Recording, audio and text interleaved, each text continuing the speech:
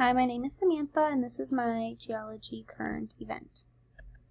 So my first article is on Nestle's Ice Mountain Bottled Water Leaves Nothing for Michigan's Trout by NRDC, and it was published on June 1st of 2018.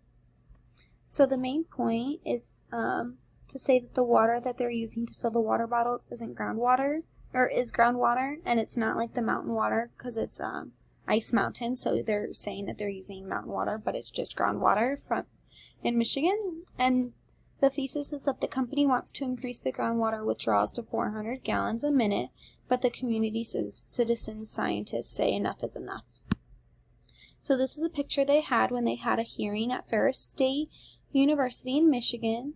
It is about the groundwater pumping expansion, and it was taken in April of 2018. They were just there to support and say that they don't agree with this, that they should not be increasing the amount of water that they are pumping per minute.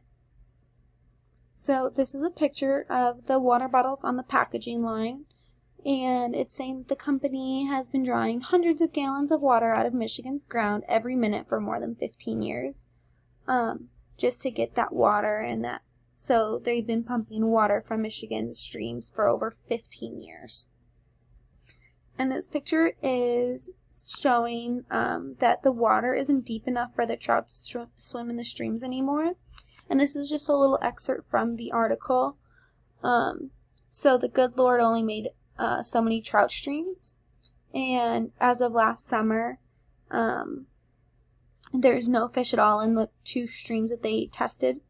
And but trout did swim in both of the creeks over 18 years ago. So for the crap test, the article is 2 years old. It's partly relevant to the topic. It talks about the topic a little bit, but it doesn't really mention the trout in Michigan and how they're affected. The author is credible. She graduated from New York University Science Journalism program. And it was to inform people about what is happening to the trout in Michigan streams. So my next article was Drugs in Our Water Can Leave Even More Toxin Byproducts by EOS, and it was published December 10th, 2019.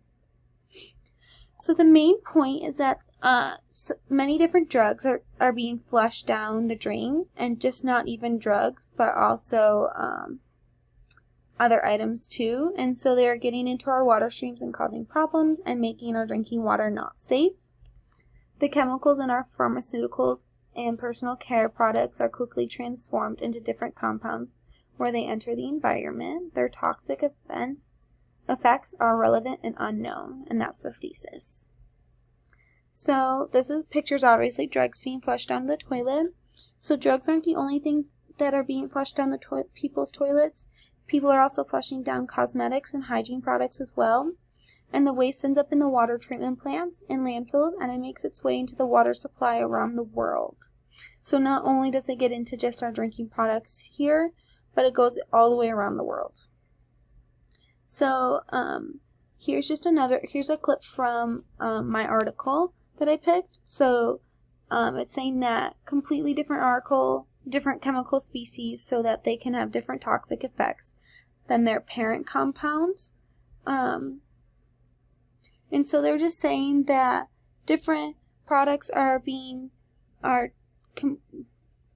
flushed down the toilet, and that different chemical species are being made. And we don't really know all of the different toxic events that are happening because of all these things that we don't fully know what is getting flushed down the toilet.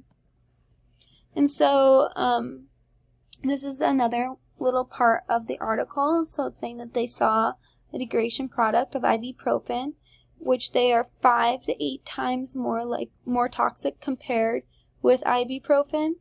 And ibuprofen is obviously a drug that is often found in water treatments, and in both cases we saw a couple of degradation products from ibuprofen. They are the same concentrate, and also the team observed some toxic effects on the species of human gut bacteria. The crap test. The article is a year old, so it is relevant. Or it is current. It is relevant about the topic, and it talks about the topic and give detailed reasons why it's relevant. The author is slightly credible. She does have a PhD, but it's in astronomy. in astrophysics, so it doesn't really have anything to do with the topic. And it's to inform people about what is happening in our water systems and how dangerous it is for us to drink the water because of all the chemicals and toxins in our waters. So, thanks for listening. Bye!